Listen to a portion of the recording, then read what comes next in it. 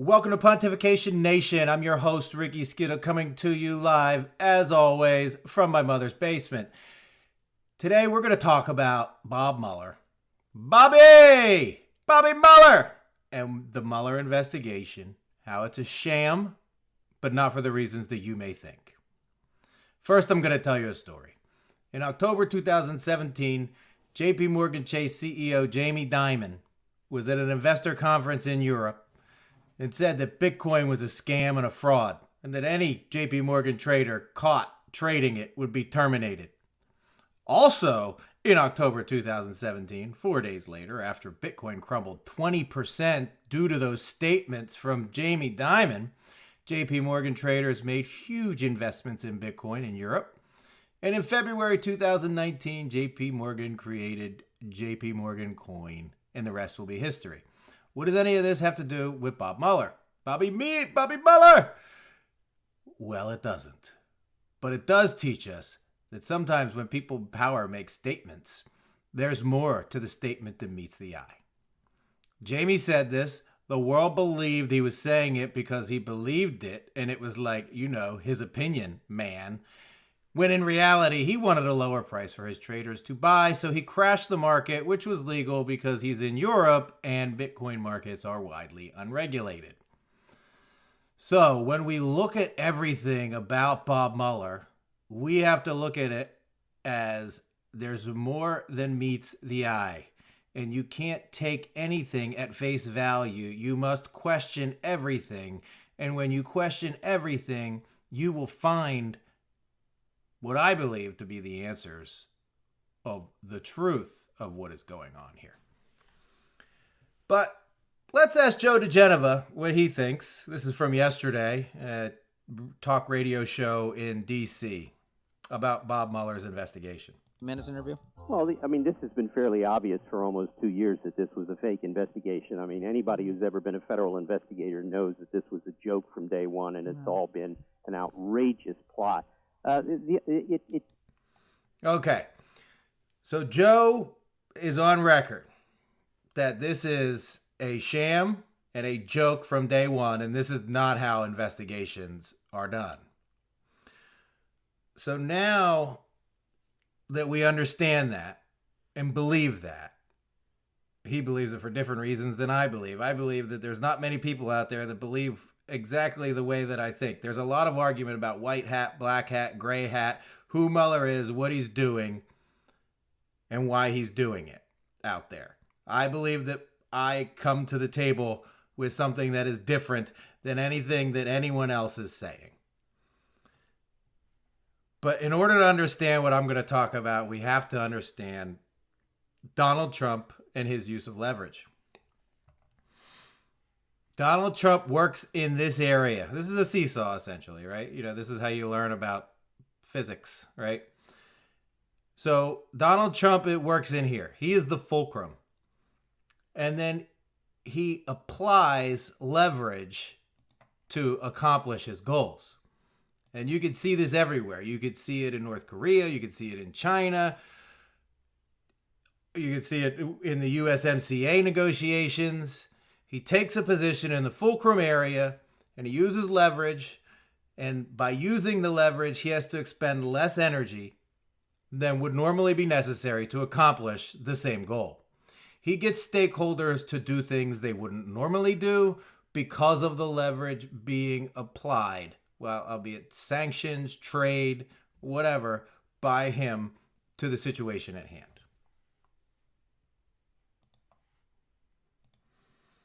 Now, we're going to come to the conservative treehouse. This is an article from March 3rd, 2017, and this sums it up pretty well right here. Number one, the intelligence community, at the direction of President Obama, made a request to a FISA court for the NSA to spy on Donald Trump in June 2016. It was denied. Now, this denial, by the way, the FISA court, up until Admiral Rogers exposed them, had an approval rating of somewhere around 98%, might be 92, I'm not sure, but in the A to A plus range for approvals for FISA surveillance warrants. So to get one denied was pretty serious. In October, the intelligence community, at the direction of President Obama, made a second request to the FISA court for the NSA to spy on Donald Trump. It was approved. Now, this request came to be known as the Carter Page FISA, right? So this was a request that was placed only on Carter Page because they realized they had the two-hop rule. Anyone that Carter Page talks to and anyone that those people talk to can be surveilled.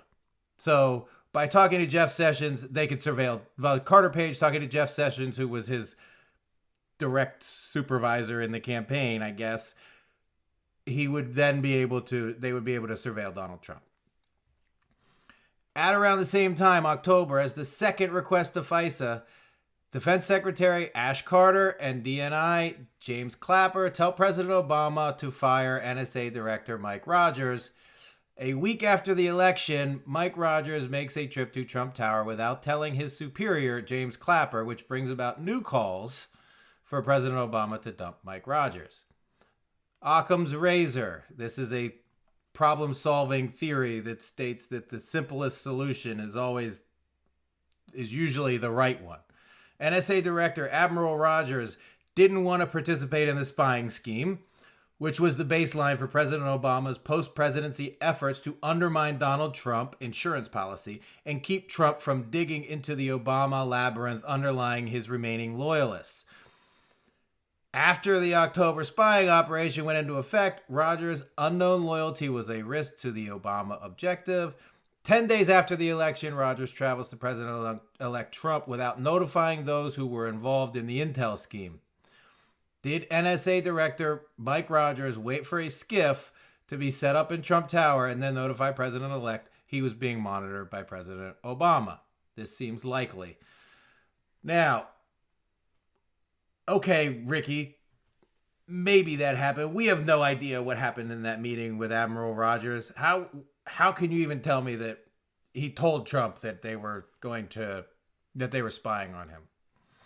This is an article from the very same day of that meeting. Donald Trump moves transition meetings to private golf club in New Jersey. So Admiral Rogers shows up at Trump's office 9 days after the election, unbeknownst to his superiors. And then that same day, Donald Trump gets up out of Trump Tower, where he spent the last 30 years of every day of his life, because his office is there and his home is there, and goes to this private golf club and then never returns to Trump Tower during the transition. Now, maybe those two things are not connected. But personally, I believe they are. You can believe whatever you want, because we don't know what Mike Rogers said. But to me, in the, hey, what makes sense here idea of the way that I like to look at things, it makes sense that Admiral Rogers told Donald Trump something, and then he moved because of what Admiral Rogers said, because it happened basically at exactly the same time. And then also Trump tweeted out in January or February of the following year, right after his inauguration, that he had learned that Obama had his wires tapped in Trump Tower. So, believe what you want to believe. But personally, I believe that those things are related. Now, Trump wanted to fire Comey from day one because Admiral Rogers told him about the active coup attempt that was going on in the United States government being run by Obama and his cronies. But he couldn't, because he can't fire Comey on day one, because if he does, what he learned in that meeting was essentially what we all know today. That the government was spying on Trump and trying to prevent him from getting elected. And then after he was elected, they were spying on him to destroy his presidency before it started. And Trump walks into office day one knowing this. And guess what? The media is complicit in all of it. This is what they want. They want to destroy America. They want socialism. It's what they want. It's who they are. So, knowing all of that, Trump wants to fire him day one. But he can't. Because if he does, it's going to be a political witch hunt. Oh, Trump doesn't want anyone who is involved in the Russia investigation, because the Russia investigation was public and ongoing at this point. And Trump had even said, I want the investigation to continue. I didn't meddle with Russia. I didn't collude. There's not, go ahead, investigate. When he thought that things were honest and upright and, he was going to get a fair shake. So in any case, comes in day one, can't fire him. So he appoints Sessions and then Rod Rosenstein, and he waits for them to be confirmed. Something about Donald Trump and the swamp. You always have to look at the confirmation votes of people to understand who they are. One more thing before we move forward, because this will be important later. The DC ratio, 22-1. 91% of all people in the District of Columbia voted for Hillary Clinton, and 4% of the people in the District of Columbia voted for Donald Trump. Keep that in the back of your mind for later. Now, how the Senate voted on Jeff Sessions, 52-47. Most of Trump's confirmations have come in this area, this 52-57 area. That's how people get confirmed under Donald Trump. But Rod Rosenstein was confirmed 94-6.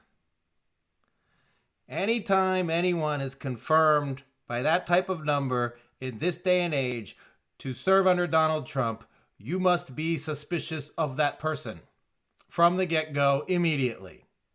Because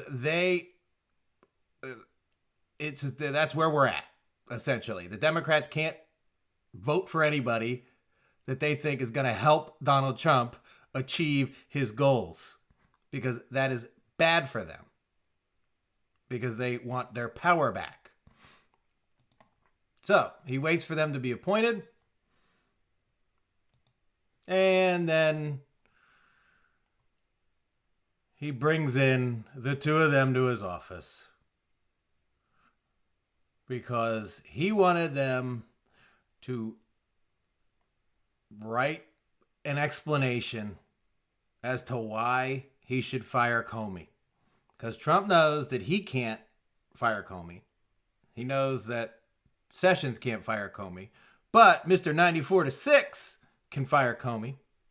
Now, the way that things work in the executive branch, if you were ordered to do something that you don't agree with, because there's only one elected official in the whole entire executive branch, and that is the President of the United States. Everyone else is either an employee or an appointment.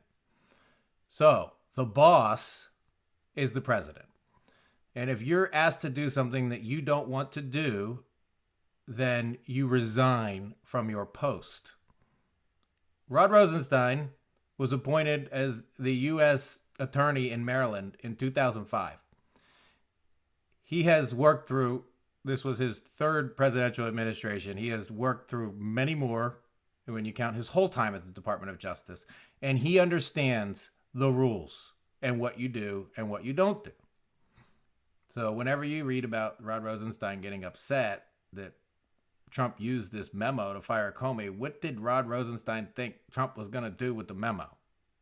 If he didn't want to write the memo, he would have resigned, because Rod Rosenstein, as much as we don't like him, and he is a corrupt criminal, is not stupid.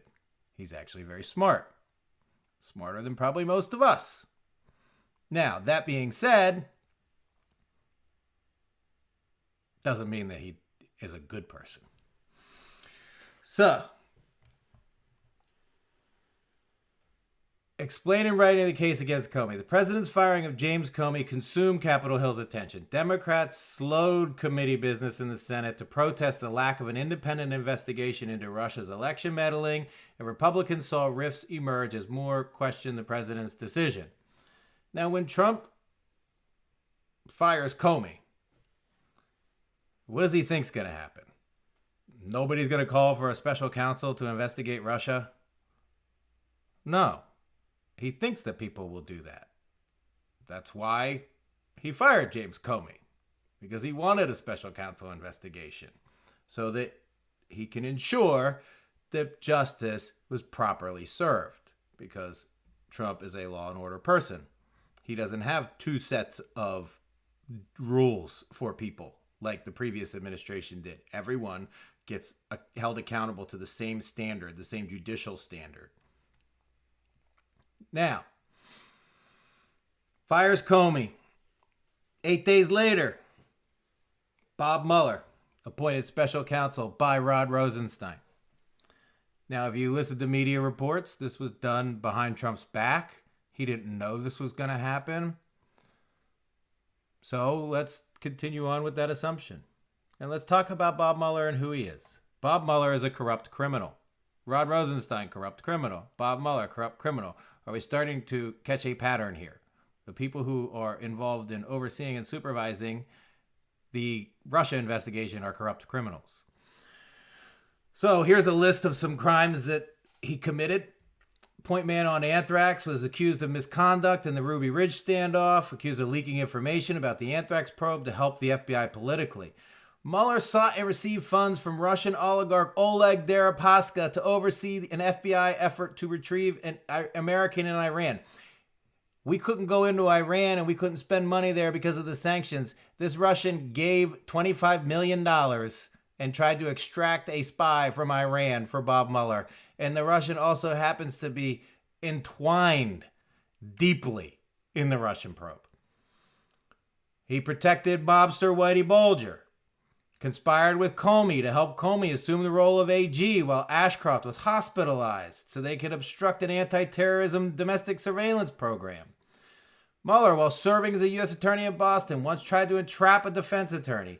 When he served in the criminal division, he quashed an investigation showing FBI agents framed an innocent man with murdering his family. Mueller's chief investigator in the Russia probe, Andrew Weissman, was frequently accused of bending the law to get convictions, which are often overturned. Enron, hello. In 1979, Mueller bungled and ultimately lost the Fed's case against 33 Hells Angels. When an internal FBI investigation into the counterterrorism unit Mueller created said that the unit was effectively worthless, his associates had it buried. Mueller was tasked with negotiating the release of Edward Snowden in Russia. He did a really good job there. Under Mueller, FBI concealed evidence showing FBI agents warned headquarters pre-9/11 about suspicious Arabs in flight school. Under Mueller, FBI IG said agents abused the Patriot Act to unconstitutionally spy on innocent Americans. The Electronic Freedom Foundation found that under Mueller, the FBI committed tens of thousands of violations of federal law, regulations, or executive orders. At the FBI, Mueller repeatedly signed FISA orders demanding phone companies turn over records on all Americans. Despite personally authorizing mass surveillance of innocent Americans, Mueller told the Senate no such surveillance occurred. He bungled the anthrax investigation.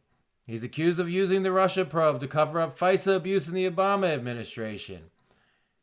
When a Clinton White House official, Sandy Berger, was caught destroying and removing classified material, boy, sounds familiar, right? Mueller's FBI gave him a slap on the wrist. Despite knowing who leaked Valerie Plame's identity to a reporter, Mueller tasked a special counsel to investigate the Bush administration for years, eventually ensnaring a non-leaker with a process charge. And finally, we also found out recently that Mueller was pulled in front of the FISA court to talk about all of these corruptions. Mueller's a bad person. Here's some more. Mueller, some $12 billion in $100 bills were dispatched to the Iraq war theater and vanished. The IRS deliberately targeted Christian and conservative organizations to cause them trouble. Fast and Furious saw the government traffic guns into the hands of the Mexican cartels. I'm telling you, the cartels are in bed with people in our government. The Department of Justice spied on AP reporters. Bill Clinton and the Clinton Foundation got millions for speeches while Hillary was Secretary of State. Hillary Clinton dealt Russia control of 20% of the uranium capacity inside the U.S. Of course, there was Hillary Clinton's private email server and the HSBC money laundering scandal. Despite his history, Mueller was sold when handed the job as a ramrod straight and utterly incorruptible. It is always suspicious when anyone's credibility is oversold like this, but that goes double when the same person was FBI director for 12 years, spanning across both Bush and Obama administrations from 2001 to 13, yet most people can't remember anything about him. What stands out most during FBI Director Mueller's term in office is the two-tiered system of justice, when obvious crimes and scandals involving government officials and private sector elites were ignored or even covered up by the FBI. What Mueller failed to do to protect our country says more than anything that he actually did, he continued. His level of aggressiveness in investigating our president is the exact inverse of how he acted when tasked with protecting America. Okay, so he is a corrupt criminal. Rosenstein is a corrupt criminal. More. Former Secretary of State Hillary Clinton facilitated the transfer of highly enriched uranium previously confiscated by the U.S. Department of Energy during a 2006 nuclear smuggling sting operation involving one Russian national and several Georgian accomplices. Newly leaked classified cable shows. These are Hillary's cables. So-called background information was provided in the cable, which gave vague details on a 2006 nuclear smuggling sting operation in which the U.S. government took possession of some HEU previously owned by the Russians. Over 2 years ago, Russia requested that a 10-gram sample of HEU seized in early 2006 in Georgia during a nuclear smuggling sting operation involving Russian national and several Georgian accomplices. Seized HEU is being transferred to U.S. custody and is being held in a secure DOE facility. The secret action request dated August 17, 2009 was sent out by Secretary of State Hillary Clinton. It proposed that FBI Director Robert Mueller be the one that personally conduct the transfer of a 10-gram sample of HEU to Russian law enforcement sources during a secret plain-side meeting on a tarmac in the early fall of 2009. From the cable directly, we require the transfer of this material to be conducted at the airport on the tarmac nearby the plane upon arrival of the director's aircraft. The FBI director was originally scheduled to return a sample from the DOE stockpile to the Russians in April, but the trip was postponed until September 21. Paragraph 6 of the leaked cable confirms Director Mueller's September 21st flight. Action request. Embassy Moscow is requested to alert at the highest appropriate level the Russian Federation that FBI Director Mueller plans to deliver the HEU sample once he arrives to Moscow on September 21. Post is requested to convey this information in paragraph 5 with regard to chain of custody and to request details on the Russian Federation's plan for picking up the material. Embassy is also requested to reconfirm the April 16th understanding from the FSB verbally that we will have no problem with the Russian Ministry of Aviation concerning Mueller's September 21 flight clearance. The funniest thing about this is that they're doing it on a tarmac. And this is what they say right here. And this was written after the tarmac meeting. So, again, Bob Mueller is a corrupt criminal. Donald Trump knew this. Donald Trump knew Rosenstein was a corrupt criminal. Because, publicly available information, in evidentiary affidavits signed in 2014 and 15, an Energy Department agent assigned to assist the FBI in the case testified that Mikerin supervised a racketeering scheme that involved extortion, bribery, money laundering, and kickbacks that were both directed by and provided benefit to more senior officials back in Russia. As part of the scheme, Mikerin, with the consent of higher-level officials at Tenex and Rosatom, would offer no big contracts to U.S. businesses in exchange for kickbacks in the form of money payments made to some offshore bank accounts. So this is a description of what is going on in Uranium One. Here's the important part. The investigation was ultimately supervised by then U.S. Attorney Rod Rosenstein, an Obama appointee who now serves as President Trump's Deputy Attorney General, and it was also run by then Assistant FBI Director Andrew McCabe, now the Deputy Director under Trump. The Justice Department documents show. I'm going to put this one in the notes. because there's too much information in here for me to read, and this video is already getting long. Rod Rosenstein and Andy McCabe were in charge of the Uranium One investigation that got slow walked and ended in a. You saw that, you listened to the charges there. This ended in a single count of money laundering after all those charges. Now, the important part about this is so now we have Mueller delivering the uranium. Rosenstein is in charge of the investigation on the DOJ side, and McCabe is in charge of the investigation on the FBI side. And then look at this. The plea deal signed by Mikrin, the criminal, well, one of the criminals, Rod Rosenstein, Andrew Weissman. Now we have Andrew Weissman involved in the Uranium One. Nothing was ever said about this ever until before Labor Day 2015. There was a tiny little blurb that the Justice Department put out about it. Now, if you have the Russian government trying to take over 20% of our uranium capacity and bribing people and extorting money and all this stuff going on, you're going to get a one count of money laundering and then not promote it. Look at the promotion from the 12 Russians this summer, or last summer, I guess. You know, the big press conference, all that stuff going on for people who are never going to be charged. And here they give a little blurb before Labor Day. It's important to know all these people are involved with at least this crime. Trump interviewed Bob Mueller for FBI director. What? How could Bob Mueller be the FBI director and the special counsel? A day before former FBI Director Bob Mueller accepted the appointment to be the special counsel probing Russian meddling in the presidential election, President Trump met with him to talk about taking another turn as FBI director. The interview was first mentioned by Trump friend and Newsmax CEO Chris Ruddy in an interview on PBS NewsHour Monday evening. Mr. Trump, Ruddy said, was looking at Mueller potentially to become the next FBI director. That hasn't been published, but it's true. Deputy Press Secretary Sarah Sanders confirmed Tuesday night to reporters that Mr. Trump interviewed Mueller, I believe, the day before he was named special counsel. Mueller has already served 12 years as FBI director, 2 years longer than the 10-year term. And to serve that extension under the Obama administration, he had to be granted special dispensation by Congress. Had he been appointed again by Mr. Trump, Congress would likely have to weigh in again. The measure approved by Congress and signed by Obama explicitly states that Mueller may not serve as director after September 4th, 2013.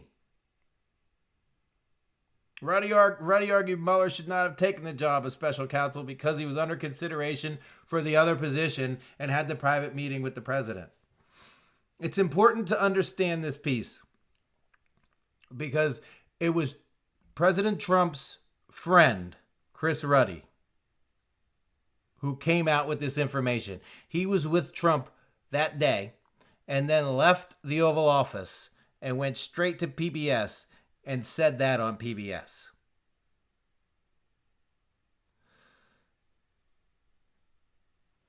In my opinion, this stinks. It stinks to high heaven. It stinks to high heaven. Why would Donald Trump sit for what some have reported as 6 hours with Rod Rosenstein and Bob Mueller to talk about Bob Mueller becoming the FBI director when Bob Mueller statutorily is disqualified? I'll give you a minute. It doesn't make any sense at all why Trump would do something like that, because it's a waste of time. Trump likes getting things done quickly. Getting Mueller appointed FBI director would involve Republicans in the Senate rewriting the legislation. Chuck Grassley, who wrote the legislation that allowed him to extend his term by 2 years in the middle of all this Uranium One stuff. I mean, really, that's what's going on here. The Uranium One stuff was going on at the time. He couldn't have Mueller leave because Mueller was complicit by delivering the uranium. Donald Trump knew these people were corrupt. And when he fired Comey, he knew a special counsel would be appointed. And he wanted to make sure when that special counsel was appointed, he had leverage. Because leverage is how you get things done in D.C. What is the leverage? Its many twisted turns aside, the FBI nuclear industry case proved a goldmine, in part because it uncovered a new Russian money laundering apparatus that routed bribe and kickback payments through financial instruments in Cyprus, Latvia, and the Seychelles. A Russian financier in New Jersey was among those arrested for the money laundering, court records show. The case also exposed a serious national security breach. Micrin had given a contract to American firm called Transport Logistics International that held the sensitive job of transporting Russia's uranium around the United States in return for more than $2 million in kickbacks from some of its executives, court records show. One of Micrin's former employees told the FBI that 10X officials in Russia specifically directed the scheme to allow for padded pricing to include kickbacks, agents testified in one court filing. Now, who's getting the kickbacks? It's not just these guys at the companies. Bringing down a major Russian nuclear corruption scheme that had both compromised a sensitive uranium transportation asset in the U.S. and facilitated international money laundering would seem a major feather in any law enforcement agency's cap. But the Justice Department and FBI took little credit in 2014 when Micrin, the Russian financier, and the trucking firm executives were arrested and charged. The only public statement occurred a year later when the Justice Department put out a little notice press release in August of 2015, just days before Labor Day. The release noted that various defendants had reached plea deals. By that time, the criminal cases against Micrin had been narrowed to a single charge of money laundering for a scheme that officials admitted stretched from 2004 to 2014, and though agents had evidence of criminal wrongdoing, they collected since 2009. Federal prosecutors only cited in the plea agreement a handful of transactions that occurred in 2011 and 12. Well, after the CFIUS approval, the final court case also made no mention of any connection to the influence peddling conversations the FBI undercover informant witnessed about the Russian nuclear officials trying to ingratiate themselves with the Clintons, even though agents had gathered documents showing the transmission of millions of dollars from Russia's nuclear industry to an American entity that had provided assistance to Bill Clinton's foundations, sources confirmed to The Hill. These people are knee-deep in it. They were put there to protect the interests of the criminals. Who knows how deep and how wide all of this goes? We'll probably never know. But right now, there are 78,000 orders under seal in the United States court system.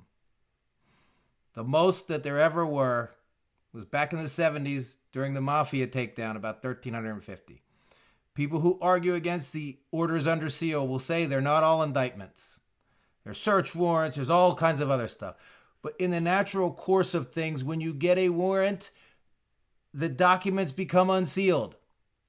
Things don't stay sealed for many, many years. Typically, there's 600 orders under seal on average in the U.S. system. 77,000. Let's just say that 5% of those are indictments. So it's 3,750 people, give or take. 1%, 780. Can you imagine 780 people getting arrested simultaneously in the United States? What that would look like? Just 1%. if they're indictments. Now, I'm not sitting here saying that Bob Mueller is some good guy that's out there investigating, doing the real investigative work, and is about to, show that to the world. No. What I'm saying is Bob Mueller is a corrupt criminal. Rod Rosenstein is a corrupt criminal. And Donald Trump is the fulcrum. And he is exerting his leverage on these corrupt criminals to achieve his goals by getting them to do things that they normally would not do.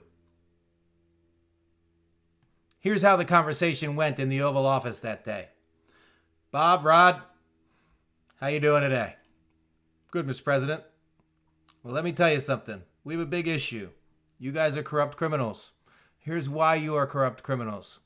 Now, in addition to you being corrupt criminals, there are a bunch of other corrupt criminals who are in our government and in our private sector. And I'm going to eliminate the corrupt criminals from our society. Now, here are your options. 1, you cannot comply. 2, you can comply. If you do not comply, I will lump you in with all of the other corrupt criminals, and I will destroy you, your assets, your lives, your wives, your families, your kids, everything for generations to come. Your family will never have wealth and never have access to achievement, success, or wealth. The hardest part is going to be, you are now a double agent. You take orders and direction from me, but when it comes to the media and all of your friends, they have to believe this. They have to believe it. You're going to investigate me. You're going to investigate me with a vigor and a furiousness that is going to enrage me and my supporters. Because everybody has to believe this. Because while you guys are doing this fake sham investigation, I'm going to have an actual investigation going on.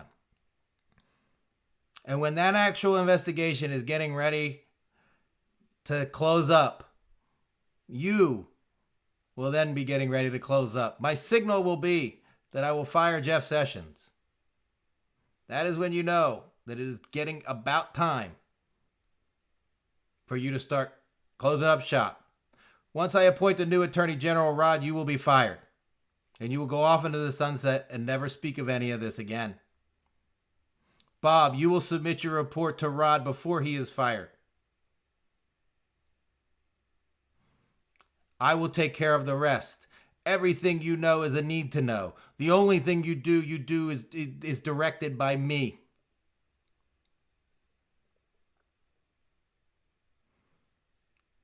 What are you going to take if you're in their situation?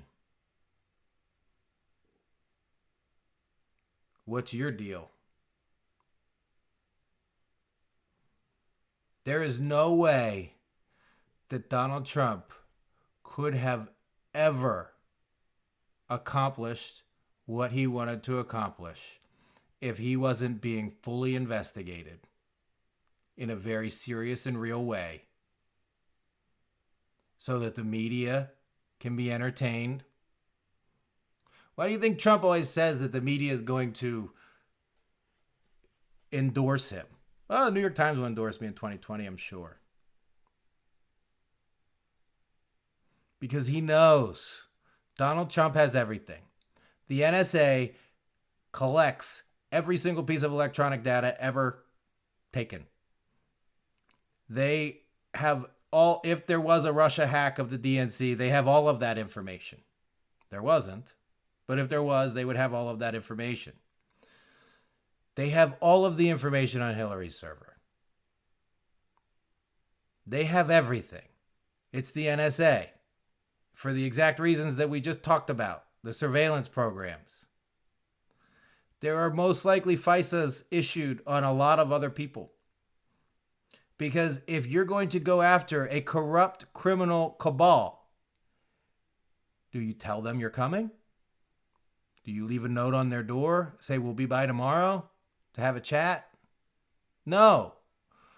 You let them get comfortable and believe that they are not at risk. Because if they believe that they're not at risk, they're going to continue to operate like they are not at risk.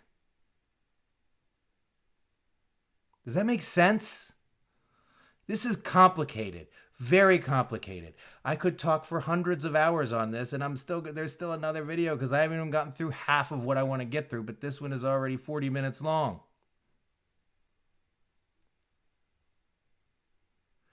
But Trump is on record. You'll never know what I'm going to do. And I think that's pretty evident to anyone paying attention. I mean, it's from one day to the next. You really do not know what he's going to do. And, most of the time I think he's doing a good job. Sometimes I'm like, why did he do that? And then, a week and a half later, I'm like, oh, I get it. He couldn't come in, fire Comey, and start investigating all of the corrupt criminals. Because he has the media and Congress. And this isn't a Republican Democrat type thing. Don't mistake me. It's not like Republicans are good people and Democrats are bad. Evil doesn't care what color you wear. I just made that up. But in any case, it's a uniparty DC problem. It's not a Republican or Democrat thing.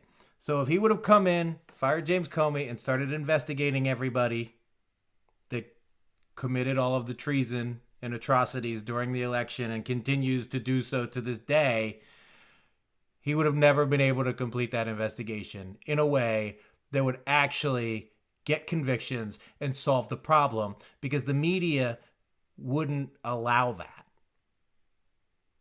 The public opinion would have gotten crushed because they would lie. Now they have this nice, shiny object of Bob Mueller and the Mueller investigation. Everybody is already clear that the Mueller investigation is not going to come up with anything on Trump. That's why do you think the House would be reopening all these investigations right now if they thought Mueller was going to come out with something on Trump? Of course they wouldn't. They would just wait for Mueller to do the work. It is clear to everyone who's paying attention that Mueller is not going to have anything on Trump. But Trump knew that because that was the plan. But he had to get rigorously investigated for years in order to pull the plan off. Because if he didn't, everything would be a partisan political witch hunt. But it wouldn't be him saying it. It would be the media and the Democrats. So now, whenever all this stuff starts to come out, which I think is coming soon, I waited to start this channel until I thought that it was the right time. Because the news is, in my opinion, about to get hot. You can see it with the leaks coming from the congressional testimony of all these players, and we'll talk about the players. Like I said, I could do hundreds of hours of video on this. We'll talk about the players. I'll show you how it's going, what's going on. I'll help you see through the mirage, the fog of war, I like to call it, because we are at war. Donald Trump's at war. He most certainly is. Against very powerful, very corrupt people. But at the end of the day, the most important thing to remember is that stuff is happening. And even though it looks like nothing good is happening, the only way that any of this works is if Donald Trump was investigated and exonerated by people who they agree with. Mr. 94-6, Rod Rosenstein, and Mr. 12 years director, almost universally confirmed and talked about how he's incorruptible and a great guy, criminal Bob Mueller. No one on the left and no one in the opposition can say that those two individuals were doing anything other than trying to get Trump. And that's the way he wanted it. And that's the way it looks. But that's not the way it's going to be. It's not the way it's going to be.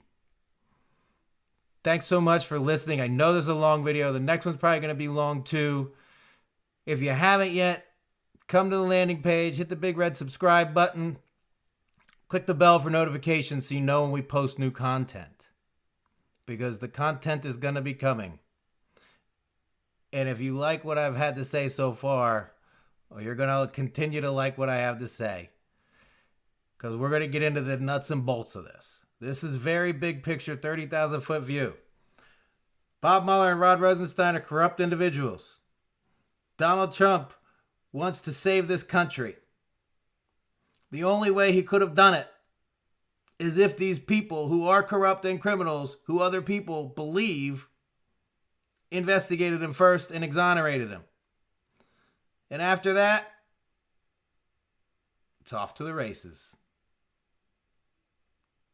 This is for Pontification Nation. This is Ricky Skittle, and I'm out.